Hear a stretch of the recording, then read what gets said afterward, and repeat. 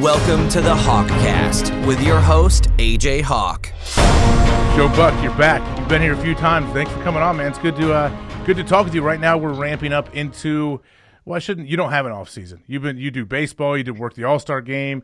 You're going to be doing double duty during the NFL, and then you're going to throw baseball involved, the World Series. How do you make this all work? Well, first of all, I'm wondering if by me coming on now for, I'm guessing the third time, maybe more, that we're all good now and my debt to you has been paid. Are we good now? Is this it? We'll see. We'll see how it goes. There isn't much of an off season, but I kind of like it that way. I like that it keeps me busy. I don't really like a lot of downtime, and I'm not going to sit here and act like I'm going nonstop 365 days a year. I pick my spots, I ramp up, and before a game, I work that week really pounding away on the information of the two teams I'm about to do. But believe me, I'm able to turn my mind off, be a husband, be a dad, have fun, play golf, be with my friends, and I've carved out a really busy but a really good workable schedule, and again, I like it that way. So for people that don't know, Fox made a big play and they got the Thursday night package for the NFL, which is huge. But you and Troy, are you guys calling all of those Thursday games? All the Thursday games, which, makes you kind of freak out. It certainly does my wife, thinking about doing Thursday, Sunday. But the beauty of it is that unless Fox is doing a big late game on Sunday, which you played in a million of, the 4:25 Eastern game, if it's just a single header weekend, then Troy and I are off. So they're only going to be maybe 7 times where we're doing Thursday and then go into the Sunday game. Otherwise, it'll be mainly Thursdays with those big late Sunday games on top of them. Okay. And did they I know it's public about Troy stepping out there and saying, well, yeah, you want me to do the games, give me some more cash. I'm sure they did. Did you take the same stand and go knock on the boss's door? Yeah, well, they came to me. I think it's only, I had, as did Troy, an existing contract. And it's no different than, I guess, in any other phase of life. You're contracted to do a certain amount of work. And when they kind of doubled down on that, especially after they publicly chased Peyton Manning, they knew they were going to have to come to us and say, well, okay, this is what we were willing to pay Peyton Manning. Now, trust me, when I say the reports of what Peyton Manning was supposedly offered were ridiculous. Almost comical. It was really like what was reported that he was getting offered? I read that they were offering him $10 million a year to do 14 games, which, believe me, to say that that's 5 times what was actually offered is not that far off. And it was just an agent that floated that out there, and somebody took the bait and put it on one of these websites, and then all of a sudden that became the offer. So, yeah, they added to our deals, and the beauty of it is, for me, is I got to extend what I was doing. So I had 2 years left on a deal. Now it's extended through the 5 years of this Thursday night package. Wow, that's awesome, man. And so you still do baseball? Like, how do you work in your baseball schedule then? They've been really good about that, because not only am I doing baseball, but, I think the last time I saw you in person was during golf in the back of the booth at a golf event. So now I've got all these USGA Opens. I've got the Senior Open, the regular US Open, the Women's Open, the US Amateur that's sprinkled out throughout the summer. And that's taken a lot of my baseball away right there. So when I used to do, first of all, I used to do the Cardinals every day. So I was doing 162 games when I was 21 years old. And I've gone from 162 games with the Cardinals when I was 21 to now at 49 years old, I do about 4 or 5 Saturday game of the week for Fox. I do the All-Star game, I do the LCS, and I do the World Series. And as far as baseball, that's it. So the majority of my work for baseball is in October, and that's when it's most fun. So it's a schedule where they're not just wearing me out, and I think consequently wearing out the viewing public. with my voice, and they let me pick my spots, and they pick my spots, and together we come up with a palatable work schedule. How was it been doing the golf events? I saw you at the U.S. Senior Open at Scioto Country Club in Dublin, Ohio. First off, it was 8,000 degrees. It was humid. I walked onto the course with my brother, and we knew we were going to go meet up with you. And my brother, we instantly looked at each other and were like, wow, this atmosphere, it's electric out here. Like, there was nothing going on. It was so hot and just so muggy. And I'm watching some of these golfers walk around, their sweat stains through their clothes. I'm like, man, someone's going down today. This is not good. And then I watched you guys in the booth. I believe you were with Faxon and Azinger that day. Right. That's right. And you guys had like 5 hours of airtime, I think, the day I was there.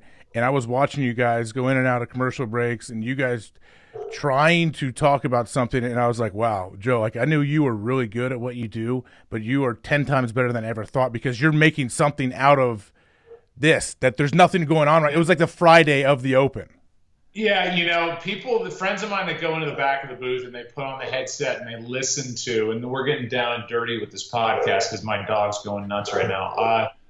Friends of mine that put on a headset and they listen to the traffic in my ears, the verbal traffic, go, oh my God, how do you separate what you're listening to from what is actually coming out of your mouth? Because golf is unlike anything. If I go to Lambeau for a big Packer game, or I go to Yankee Stadium for a big Yankee game, whatever, I'm sitting in the best seat in the house. I see everything.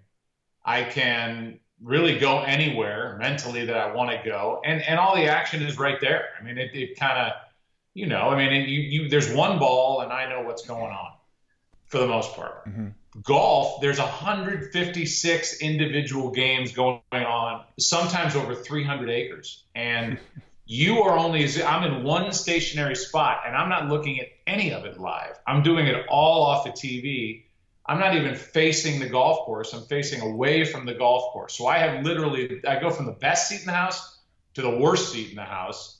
And I am dependent on all the information that I'm getting in my ears. And if, hopefully that information is right, or it's just hard to listen to somebody tell me, okay, we're going to 5, here's Hawk putting for birdie. And you better hope that the next guy that pops up is Hawk, and it is the 5th hole, and it is actually a birdie putt, because I'm not out there. So it's a lot of moving parts that it's taken me a couple of years to really feel comfortable with the lines of communication and how to actually do golf, and to get my kind of soft golf voice going, which is different than the yelling that I do on Sunday or Saturday. What does your soft golf voice sound like? Well, it's a beautiful warm day here at Scioto Country Club. You don't do that, do you? No, I try not to. I try to split the difference. I don't want people. I mean, when I'm home, I never got it as a kid. I was like, what, Dad, why are you watching golf? I was like, someday you'll understand. And then when I got older and I had my own kids, I did understand. It's like, this is my time to lay on this comfortable couch and watch this event on TV. And if I fall asleep, great. That's maybe the goal, is to fall asleep. But I'm not trying to do the golf event so that people actually fall asleep. I try to get a little bit above comatose for the viewing audience. And if I can do that, then I've done my job. So when I'm curious about all the people in your ear for that. I know when you do football games, obviously you're a producer, you have a talkback button, you're doing that. But is it just your producer in your ear, and he is gathering all this information from all the people out on the course and the cameramen? Yeah, exactly. You have spotters at every hole, and so they will radio into the producer. I'm sure they're on a headset themselves, and they will, they'll go, "Hey, we're coming to 5. Who's putting for what?" So really, the information gets all the way down to somebody that's hired locally to watch whatever's going on that hole. Mm-hmm. And relay that to the producer, who then relays that to me. But there's also, as you said, I'm sitting next to Paul Azinger and Brad Faxon. Then we've got on-course reporters, and there's a hierarchy or a chain of communication that has to be followed. Otherwise, nobody's looking at each other, so everybody would be talking all over the other person. So I set up who it is and where we are. If there's an on-course reporter down there like Curtis Strange, he talks about what's going on, and then it's up to the analyst to kind of make a secondary point. I say what happened with the shot, and now we're off to the next hole. So it's a lot of A plus B equals C, and I'm not that smart, so I try to get through it as best I can. What was the first golf event that you called on TV? Well, that's the other hard thing. The first time we had golf was 2015, and it's like NASCAR. The biggest event is Daytona, and that's the first event of the year. So for us, it was the U.S. Open, and our first event was the U.S. Open at Chambers Bay in Washington. That course sucked. That course was awful. It had turned, and it went from, 2 weeks prior to that, it was pure. It was green. The greens themselves were good, and then for whatever reason, they tried, I guess, to make it harder. They stopped watering some. They didn't get any rain, and it looked brown. Yeah. And for most people, they want to see golf on a green golf course, and that was not the case. And with people blame Fox, and if they blame Fox, they blame me. So that was not a great way to start. So that was Shut up, Finley! Finley. What kind of dog is that? Finley is part pit bull, part bulldog, and part Vizsla. It's a good mix. It all adds up to something you don't want to run into late at night if you knock on the Buck door. This thing coming at you, you would it'd be nasty. I believe it, man. It's a good deterrent. But that I love how you described people blame Fox. We have new twins, so I was always worried that you have twin babies. Yeah, I know. Isn't that weird? Oh, congrats, man! I didn't. How did I not know that? How old? Do people see the video of this or no? We put it up, but we can cut it out. If you want to show a picture of your kids, I won't put it. Yeah, we won't put it on YouTube. My wife does all the time on Instagram. Oh, put it up. Yeah, then you can show it. Let me see. How old? How old? Yeah. Huh? How old are the babies? 3 months. Oh, wow. 3 months. So I am 49 years old. So thank God they're boys, because at some point they're going to have to actually lift me out of my wheelchair, like for their 6th grade graduation. And somebody will be here. Can you see that? Wow. Yeah, man. Good looking little guys. That's awesome. 49, you have 3-month-olds. Yeah, and I've got 22-year-old daughter who just graduated college, and a 19-year-old daughter who's headed to USC in a week, and now I've got 2 0-year-old boys. So I will never. By the time I'm an empty nester, I'll be dead. So you were never an empty nester? No, they overlapped. I never got the sensation of being an empty nester. Did you? I guess. How do you feel? Obviously, you were trying to have kids, and then you have twins at 49 years old. Would you have ever envisioned this maybe 10 years ago? God, no. No, I would have been frightened had this been in the plan. At least the twins part. But it was IVF. My wife, Michelle, who works at ESPN, she always wanted kids, and I had already been down that path, had already been through procedures to make sure that I never went down that path again. And then you go through IVF, and you trust scientists and medical people to produce, in this case, 2 beautiful boys. And I can't imagine it now any other way. It's the greatest thing. And I do think, I joke because I'm an older dad, but my dad was an older dad. And I was kid 7 of his 8. And by the time I was born, he was in his early 40s. And by the time my sister was born, he was 45, 46. So, we couldn't have been any closer. And I think in some ways you kind of keep the old man young. And I think that's what these guys will do. So they'll either kill me or they'll keep me young. I don't think there's going to be any middle ground. No, you'll be good. You said you had procedures. Does IVF, you have to get that reversed, right? If you got clipped? First I tried reverse, and then that didn't work. And then they can actually go right into your groin with a needle and pull. You're always producing. I mean, theoretically, you're always producing sperm. It's just a question of does it get out or not. Viable. You always have viable sperm even if you've been clipped? Yeah. Oh. Yeah, but they have to go up in and get it. Wow. Because when you get clipped, that's exactly what that is. You're breaking the chain, the ability of taking it from where you're producing it to it leaving you. Okay. So there's always some up the alley there if you want to go get it, and they went up my alley. That's awesome, man. I'm glad it worked out. I mean, that's amazing. What is science? It is amazing. Jeez. I mean, it is literally amazing that these two boys wouldn't exist without advancements in the whole IVF procedure. And now that they're here, and now that I see their faces every morning, and change their diaper. By the way, that's one thing you never forget how to do. You never forget how to ride a bike. And you never forget how to change a diaper. Although changing girls' diapers is way different than boys' diapers, because boys' diapers, you can get hit in the face with something when you're least expecting it.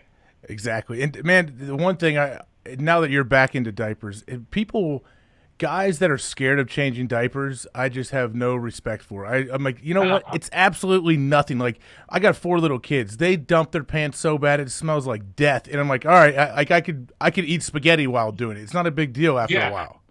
Yeah, it's nothing. And I don't I mean, my dad, as I said, was in his basically mid-40s by the time I was 2, and was a dad. I was born in 1969, so let's say it's 1970.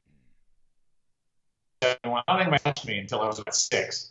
There was no diaper changing on the part of Jack Buck to Joe Buck.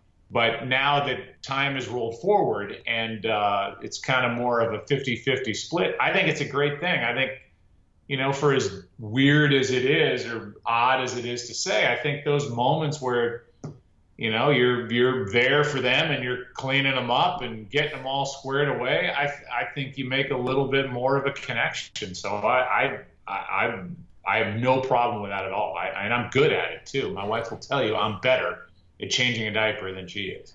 Well, that's impressive. Yeah, it's a different time. I think it's back in the day. No one faults your dad for not changing diapers in the early 70s. I think back then that's when dudes were smoking cigars in the delivery room still.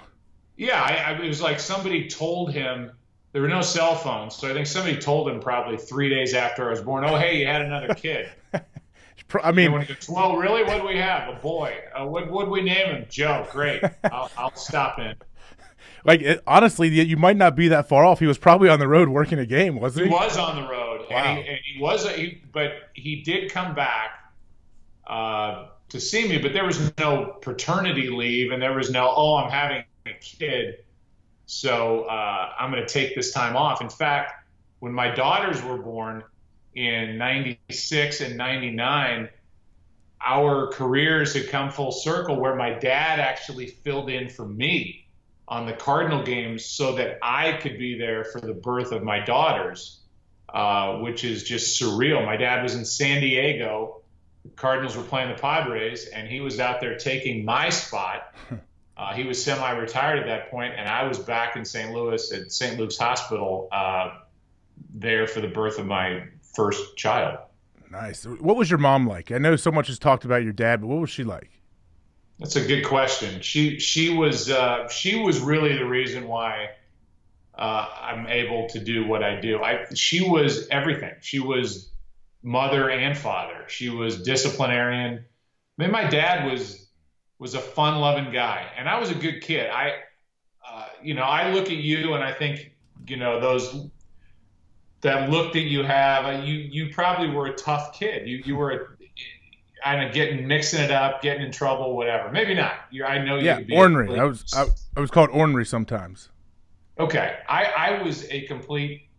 I was the opposite of that, okay. And I was always worried that when my dad, who was traveling constantly, was home, that I didn't want to waste time with him where I was grounded or he had to discipline me or whatever. But if I did get in trouble, it was my mom who was the hand of God who delivered the punishment. And my dad and I just became best friends. And he and I were as close as a father-son could be. He was the best man at my wedding, back in the early 90s. He was my broadcast partner when I started in my early 20s, and I was calling games with him on the radio and then on TV. So I got a lot of that time back.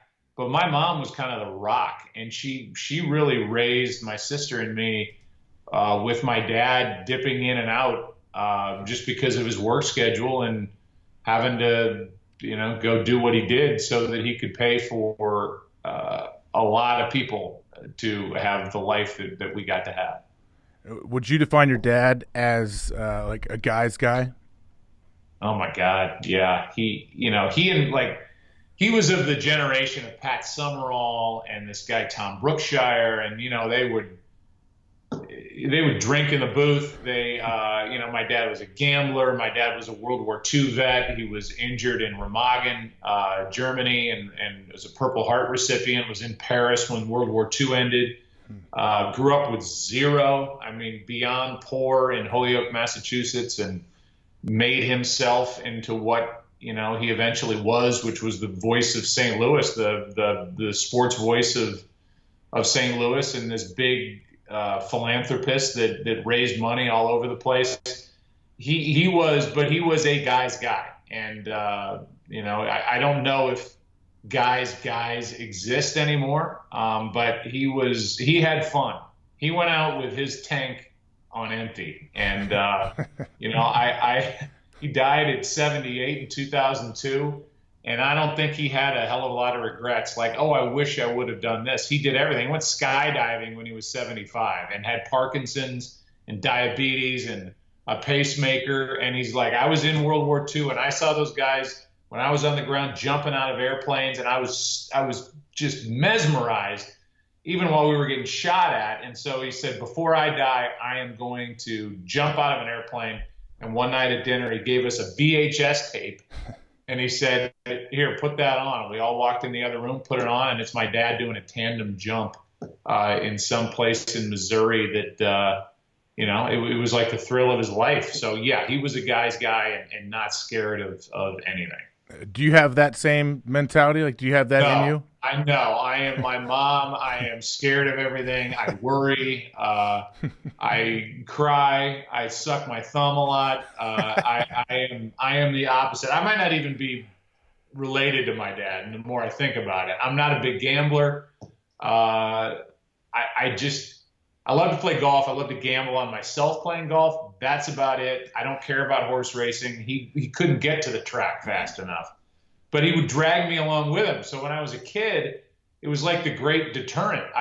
I was like, Dad, I don't want to go to a horse race. Oh, we're going to Hollywood Park, and then we're doing the Dodger game. So as a kid, I'd have to put on a coat and tie back then and sit at Hollywood Park in LA, and then go to Dodger Stadium to a Cardinals-Dodgers game, and then we'd stop in Vegas on the way home, and my dad would give me a 20, and he'd go roll craps all night, and I would put myself to bed in the room at the Dunes Hotel in Las Vegas. So he kind of drummed that right out of me when I was about 13. I was like, if I see Vegas again, or if I'm at another horse race, I'm just gonna pull my clothes off and run naked so I get arrested.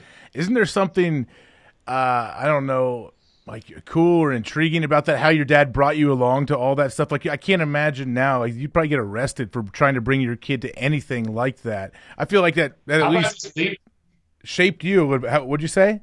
Yeah, how about leaving your kid in the video game area of the casino and just giving him a room key when he was 12 and going, yeah, just find your way back to the room.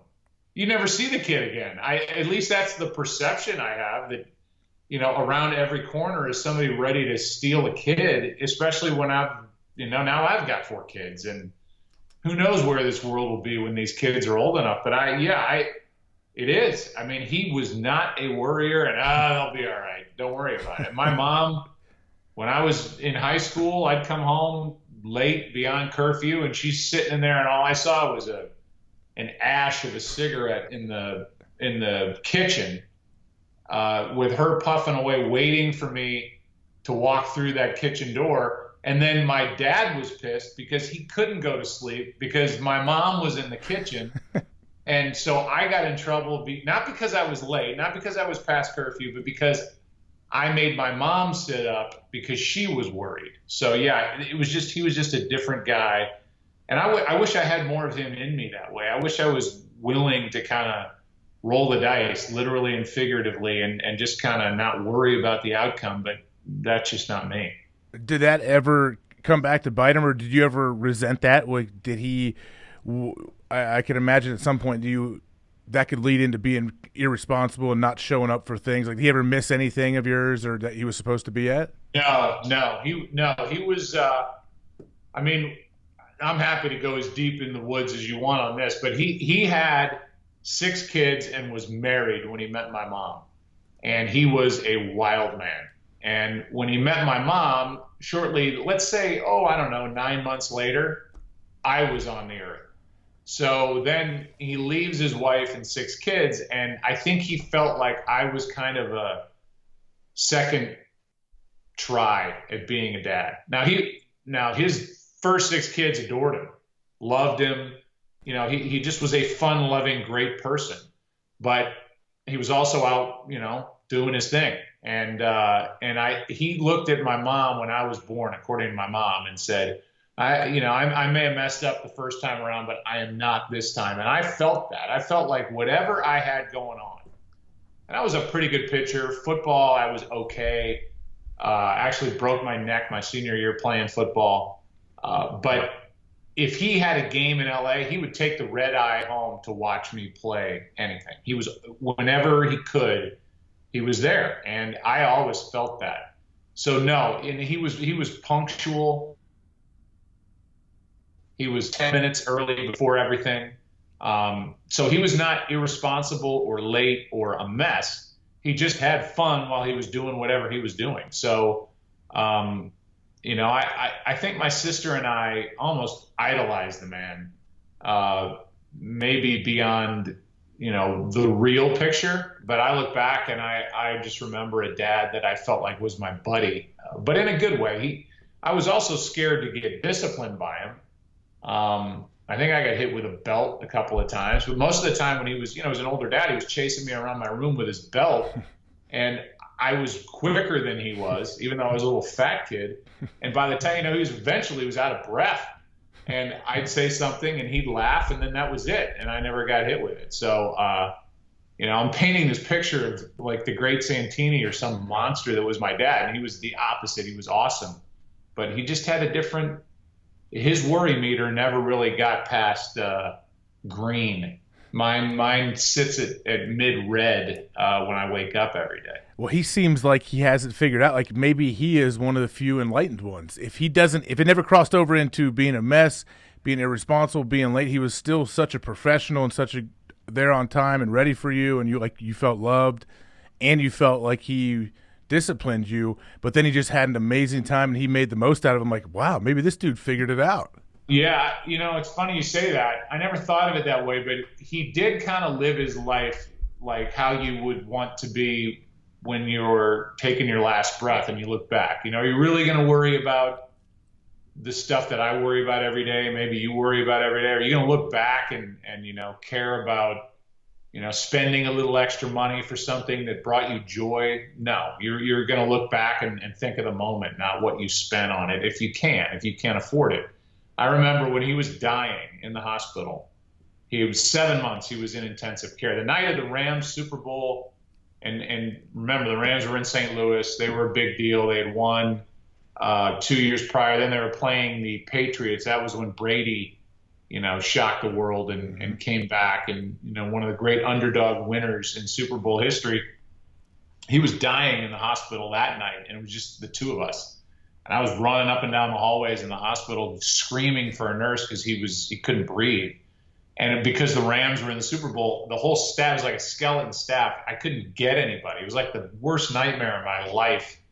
Finally, somebody came in. They saved him, but he had another 6 months in the hospital. And about halfway through that, I was in his room with him, and they had given him a tracheotomy, and so he couldn't talk, but he was mouthing everything to me. And as he's mouthing it to me, he said, "I want to tell you something." What? And he said, He said, I want to tell you something.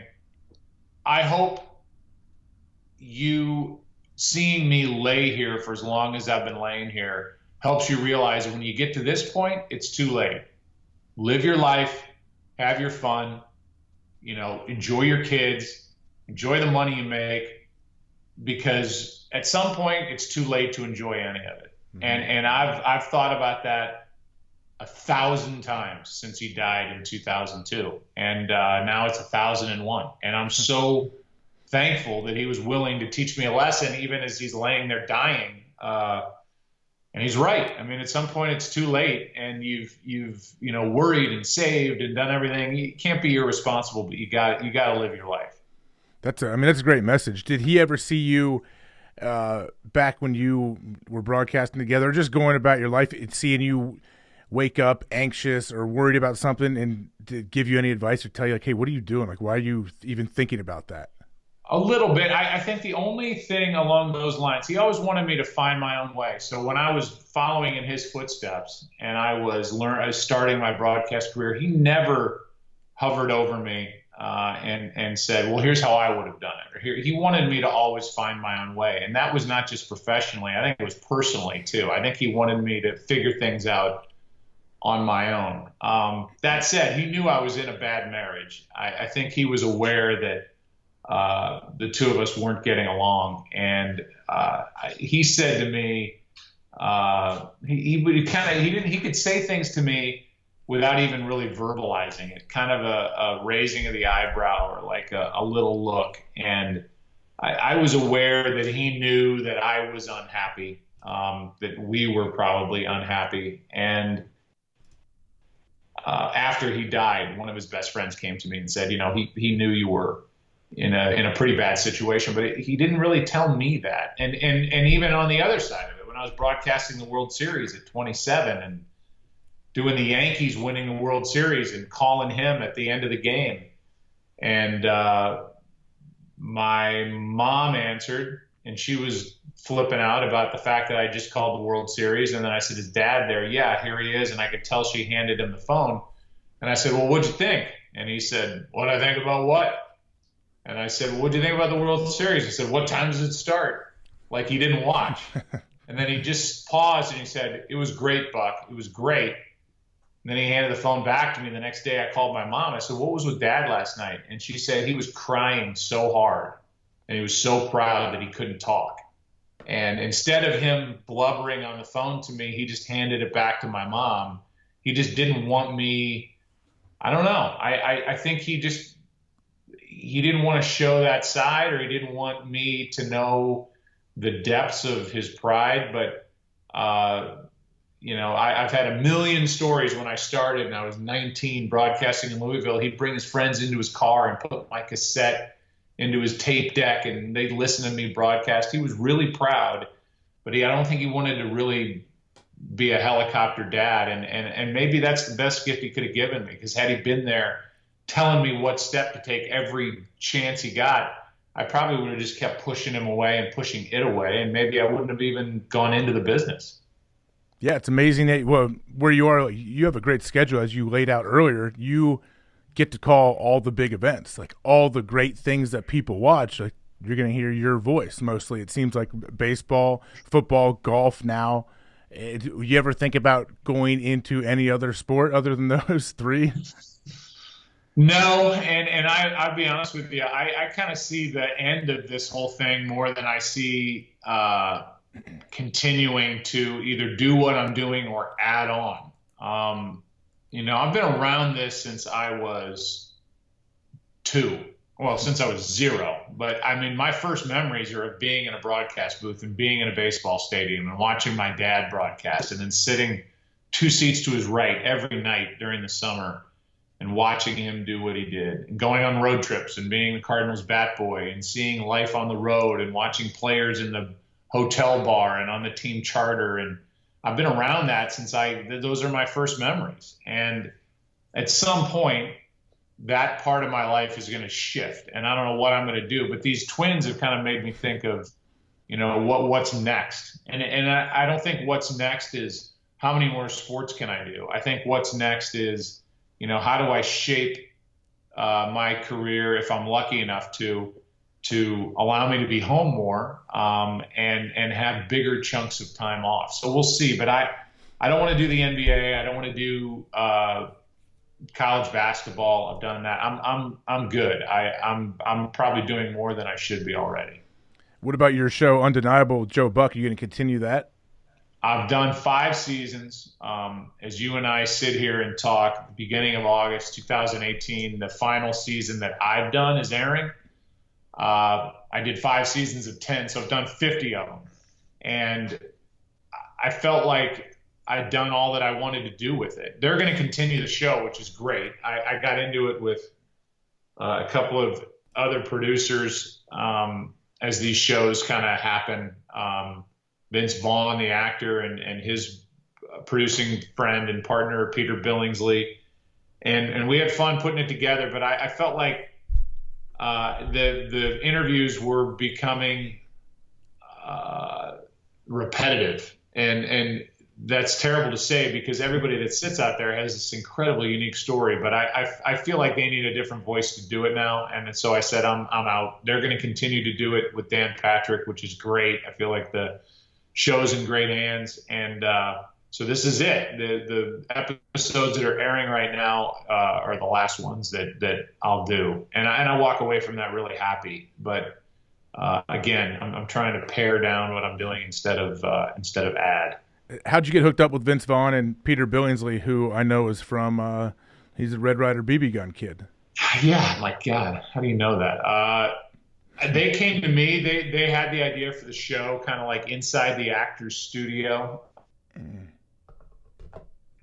Get to know sports stars instead of actors. You know, you think that every sports star had led a charmed life and been perfect all their lives. And when you sit across from Michael Phelps, who's won over 20 gold medals, and you talk to him about his life, and it gets to a point where you're talking about him contemplating suicide and what it was like going through rehab. And you realize that it doesn't matter who you are, everybody's dealt with something. Everybody's, been at a point where they've questioned everything, or, hopefully not that low as Phelps was. But Kelly Slater, the same thing, the great surfer, talked about suicide. And you realize that people, no matter their level of success, everybody's human. And so that was how Vince and Peter sold it to me. And that's kind of what the show really became.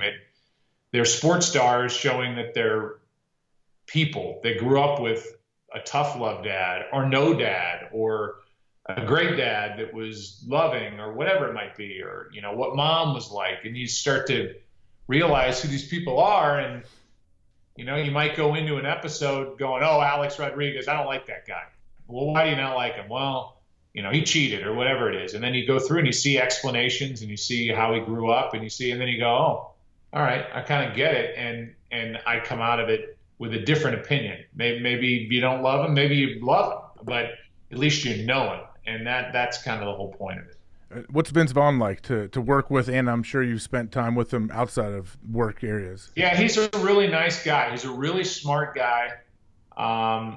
And he is exactly as his characters are on TV. That is not him acting. He's always going 100 miles an hour. So think Vince Vaughn in Swingers. Think Vince Vaughn in, really any movie where he's just rat-a-tat-tat and has his very well thought out opinion on what, in our case, what our show should be. And yeah, I've been out with him a couple times, and I just find him to be really interesting and not some Hollywood dope that has nothing to contribute. I think he's a Midwest guy. He's from Chicago.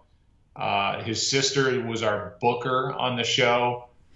He really is close with his family, and I like him. I think he's a really good person. Yeah, I know he was. I saw him at a few Bears games that he would come wave the flag before the game and stuff, running around. Well, there's sometimes, this as well as I do. There's sometimes where, you see a celebrity or an actor or a musician, and they go, oh, I think it'd be cool to wear a Yankees hat, or I think it'd be cool to wear a Packer hat. And you could go, name one person that plays for the Green Bay Packers. Name one person that plays ever for the New York Yankees and they can't do it. But they're there because they bought a worn-in hat that looks like it's been washed 1,000 times, and now they're super fan. And they get on the Jumbotron and they get interviewed, at the game. Vince is a real fan. And I think the reason why we even did a sports show is because of his love of the Chicago Bears. And, you want to get him going, start talking about Ditka and Singletary. And Singletary was on our show. Ditka was somebody we always wanted to get.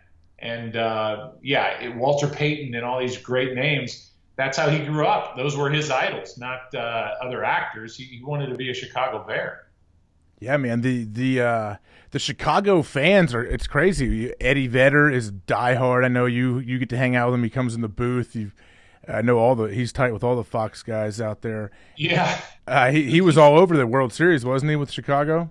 Oh my God, yeah. And then the best part is getting to be around him after the game, because there's a place called Murphy's Bleachers across from Wrigley where you can go to the upstairs, and there's kind of a private area, and just getting to know him better. And if somebody will hand him a guitar and he's up there playing and everybody's doing this sing along. It's like, it's a dream life, when I think back on it. Now I do have Cub fans screaming at me how much I suck when I'm going into the stadium every night, because they hear me get excited for Cleveland 2 years ago, not when I get excited for the Cubs. So they think I'm rooting against Chicago. So believe me, they were doing a post-game show, and right there in the shadow of Murphy's Bleachers where I'm headed, I was walking, I put a hat on and I pulled it way down, and I put my head down and I just zigzagged my way through the crowd over to Murphy's Bleachers and then went upstairs. And while I was walking through, I put my head up, and in the background of the Fox postgame show was some guy who held up a sign that said, "Joe Buck is the Zodiac Killer." And I was literally, from me to, I don't know, maybe 4 bodies away from that guy as I was weaving my way through. I should have just tapped him. I'm here. But yeah, I didn't do that. Yeah, what if you would have grabbed him by the throat and got right in his face and said, "You're right. You're next." And nobody will ever know you live. Nobody will ever find any traces of your DNA. You got to try that. That would be that was a missed opportunity. I should have done it. But then I'm in the middle of a Cubs mob, and they might not find my DNA. Yeah, good decision. Good decision laying off. Maybe later, but was that when Pete Rose was still on the post-game show? Yes. It sucks that they had to let him go. I know. He another guy that you want to talk about. What you see is what you get. You literally could take a crane and lift him up out of the green room or off the couch and just plant him on the set. Everything he said, he just was like, I don't even know if he knew he was on TV. He just would just talk. And, I had Pete Rose on that Undeniable show, and he talked about gambling, and he lives in Vegas. And, I said to him, if it's important for you to get into the Hall of Fame, stop gambling. And he goes, why? Who am I hurting? I said, no, you're not hurting anybody. You're in Vegas. It's legal, all that. But you're going to have to do stuff that the rest of us can do legally if you care about going into the Hall of Fame. He's like, I'll do anything. But I don't know. That's just kind of the way he is. And they had to get rid of him off the Fox pregame for other reasons, which I don't even know the whole story with that whole deal. But I think eventually there was just enough noise where they said, okay, we're going to have to go a different direction. But I know the guys and girls that worked with him at Fox loved him. They loved having him around. Now, did Alex Rodriguez work with you in the All-Star game this year? Yeah. Yeah, he was part of the whole interviewing players and guys wearing earpieces and mic'd up. Do you think that's the future of sports, where you may be talking to guys on the field? No. I think I'd love it to be, but I think it just crosses a line that makes real competition. I don't think there's a competitive advantage, but my God, if a World Series game was on the line and I'm talking to the center fielder from the booth and something happens where it affects the outcome of a game that counts, especially something that big, I don't want to see what happens the next day to our network, to me personally. It's fine now because the All-Star game doesn't quote unquote count anymore. And I think there's room for it. I think it's great to promote the game and promote the personalities within the game. We had Lindor on, we had Charlie Blackmon on, we had Mike Trout, we had, 4 or 5 guys. And I think it's great. They enjoyed it. I think it makes them look good. But in a real game, I can't imagine talking to you as a linebacker for the Packers or, in the middle of action. I just think it crosses a line that shouldn't be crossed. Yeah, it would be tough, I think, to implement that full time. I mean, we're going to get more immersed in games through the broadcast. I just don't know exactly how. Obviously, at some point there'll be cameras on everybody's helmet, and you'll be able to go and, okay, this is what Aaron Rodgers saw exactly on this play. Yeah, no, you're right. I do. Something's going to have to change because people just crave more. We'll see, and this is a diversion from what we're talking about, maybe, but I think as far as the television product, how this new tackling head down situation goes, we just had our seminar, and I'm willing to wait and see how it plays out. But if they call that to the letter of the law and to the letter of the rule, I shudder to think of the consequences of what that's going to be like on TV. They could throw a flag 6 times on every play if they want to. So then it becomes subjective as to when they do and when they don't. And they showed us examples of certain plays, Ezekiel Elliott in the open field, and a defensive back comes in and he kind of ducks his head a little bit as he's veering his way to the sideline. And they're like, that's a and I think if you throw a flag on that, and let's say the Cowboys are driving to win a game and that sets them back 15 yards, whatever it is, I just don't know what the consequences are going to be, but I don't think they're going to be very good. Yeah, they've already, and obviously we're at the time of this recording, they haven't implemented any of this yet, but you're right. If they call it to the letter of the law of how it is written, 100% there could be 10 flags thrown on every single play. But the problem now with where we're at, now we'll see in a couple of months where it is, but we've heard how the league went in and they had a presentation to the Philadelphia Eagles. They talked to them about the rule, and all the Eagles players asked questions for an hour, and they're more confused now than they were before. I know. That's so scary. And, now they've messed with the catch rule again, which hopefully is net good. But now a lot of those plays become, instead of incomplete, they become fumbles. Mm-hmm. And, now you're talking about catch, control, 2 feet, and then a third act. So the third act could be a reach, the Dez Bryant game at Lambeau or whatever. Now that would have been a catch.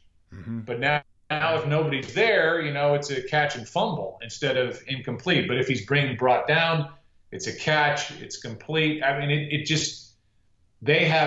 you need a law degree to figure out some of these rules. And that's for the people like me that study them, let alone an average fan who just wants to watch the game. And now, you're talking about delays and parsing of language and, looking at frame by frame of video.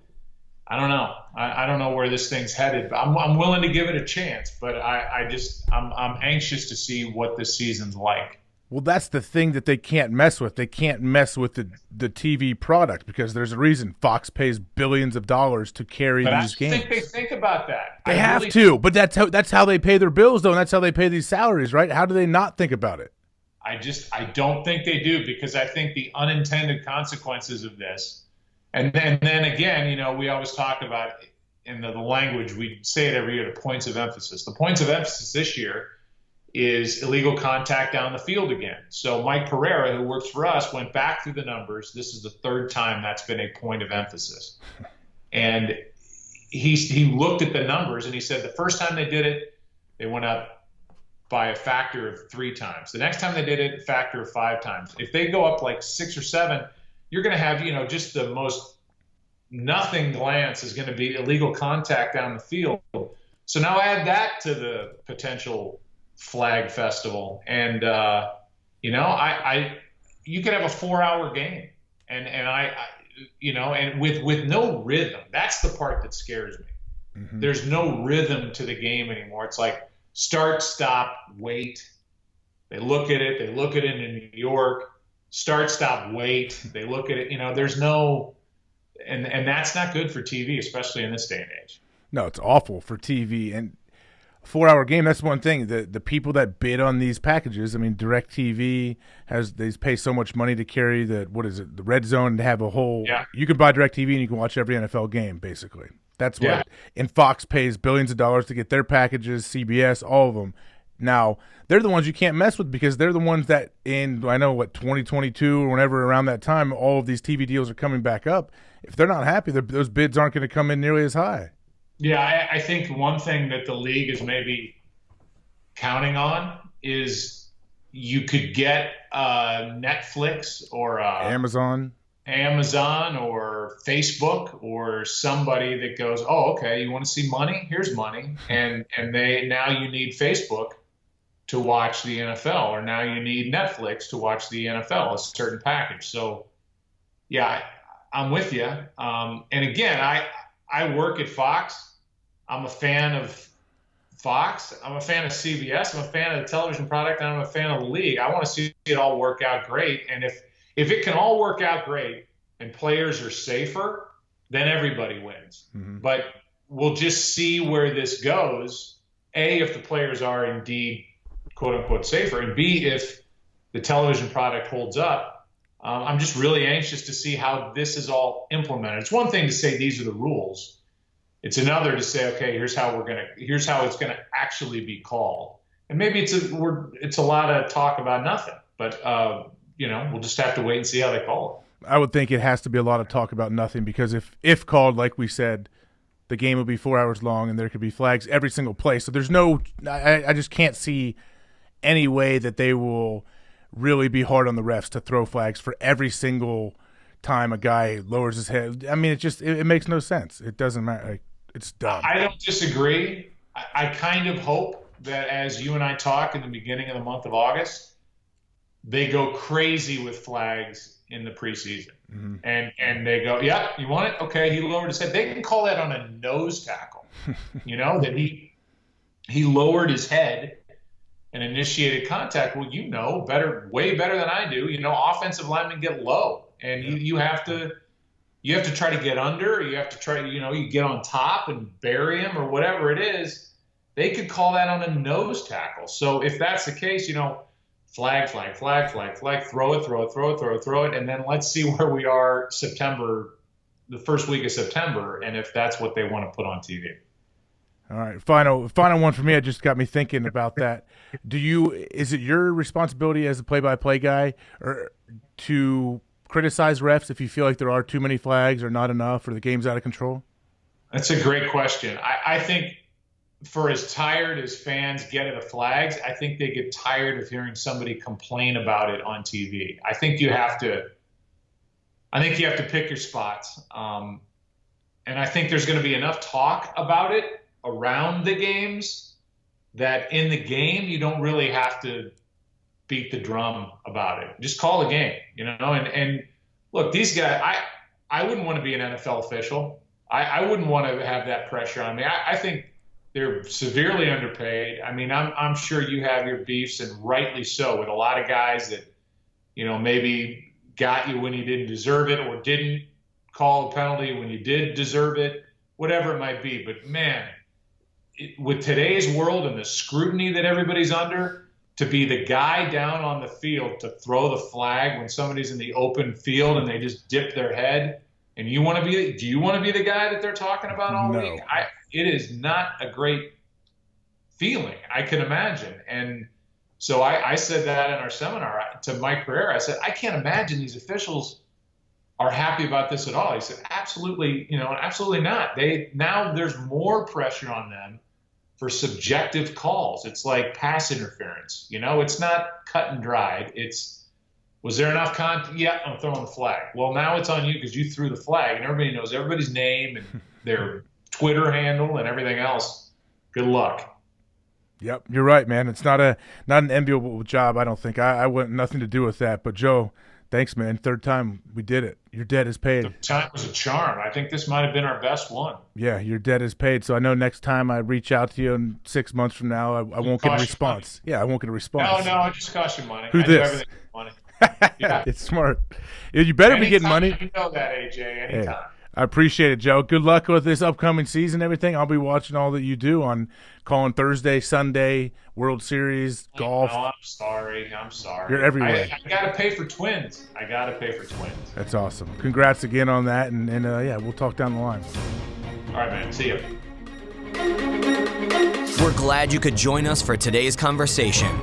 After you subscribe to the show, head over to thehawkcast.com or reach out to AJ directly on Twitter at @officialAJHawk to recommend future guests that will help us inspire people to keep talking. Thanks again, and we look forward to speaking with you next time on the HawkCast.